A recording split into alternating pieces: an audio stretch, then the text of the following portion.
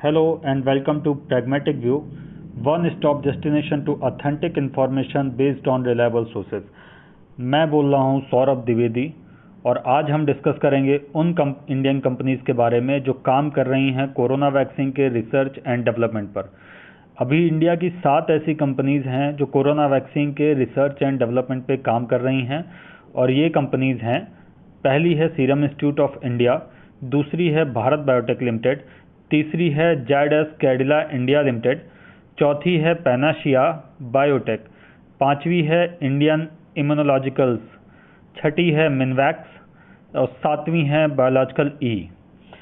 तो शुरू करते हैं सीरम इंस्टीट्यूट ऑफ इंडिया से, जो कि है पुणे बेस्ड एक फार्मास्यूटिकल कंपनी और जिसके चेयरमैन हैं साइरस पूनावाला और सीईओ हैं Adar Poonawalla. Serum Institute of India को ऑक्सफोर्ड यूनिवर्सिटी और एस्ट्राजेनेका द्वारा तैयार की जा रही वैक्सीन चेडॉक्स 1 के ट्रायल और प्रोडक्शन के लिए इंडिया में ऑथराइज किया गया है और इसके साथ ही सीरम इंस्टीट्यूट ऑफ इंडिया के अपने रिसर्च एंड डेवलपमेंट फैसिलिटी में कोरोना वायरस की 2 वैक्सीन पर काम चल रहा है। Serum Institute of India Bharat की सबसे बड़ी वैक्सीन निर्माता कंपनी है।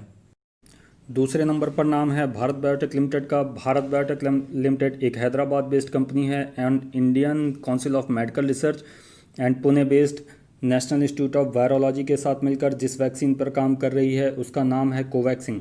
भारत बायोटेक लिमिटेड ने इससे पहले भी पूर्वी उत्तर प्रदेश में हजारों बच्चों की डेथ का कारण बनी जापानी इंसेफ्लाइटिस या जिसे हम स्थानीय भाषा में चमकी बुखार भी कहते हैं के लिए वैक्सीन बनाई जिसका नाम था जेनवैक।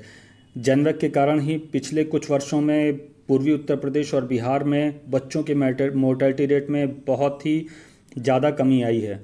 भारत बायोटेक लिमिटेड द्वारा जारी किए गए फर्स्ट फेज के रिजल्ट में यह बताया गया है कि बंदरों में कोवैक्सीन की जो डोज दी गई थी उसने स्ट्रॉन्ग इम्यूनिटी सिस्टम को प्रोड्यूस किया है। इस वैक्सीन के अगले साल के शुरू में तैयार होने की पूरी उम्मीद है।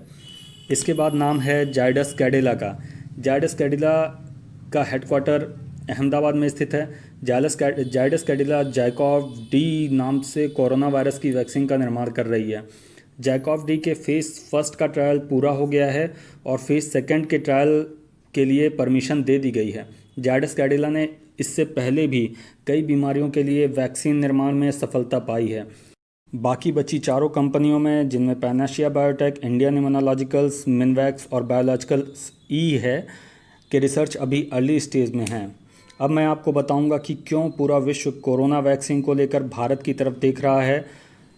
देखिए, भारत विश्व में वैक्सीन का सबसे बड़ा प्रोड्यूसर है और भारत में हर साल 300 करोड़ डोजेस वैक्सीन की तैयार होती हैं, जिसमें से 200 करोड़ एक्सपोर्ट होती हैं और 100 करोड़ डोजेस की खपत इंडिया में होती है।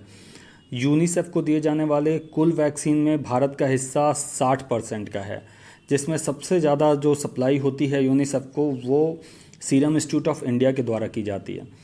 देखिए, कोरोना वायरस वैक्सीन की खोज कहीं भी हो दुनिया में, किसी भी देश में हो, लेकिन विश्व के कोरोना वायरस की वैक्सीन का बड़ा हिस्सा भारत में ही बनेगा और निर्यात होगा, क्योंकि भारत की प्रोडक्शन क्षमता बहुत अधिक है, जिसका प्रयोग किए बिना विश्व में बड़े स्तर पर वैक्सीनेशन का काम पूरा नहीं किया जा सकता है।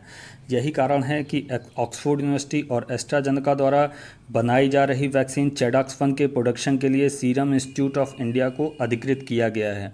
अभी कल आई एक न्यूज़ में डॉक्टर रेड्डीज़ ने यह घोषणा की है कि ऐसा हो सकता है कि उसका रूस के साथ समझौता हो जाए और इस साल के अंत तक 10 करोड़ डोजेज इंडिया में प्रोडक्शन और प्रोवाइड की जा सकें स्पुतनिक 5 की, जो कि रूस में ऑलरेडी आम जनता को दिया जाना सुनिश्चित किया जा रहा है।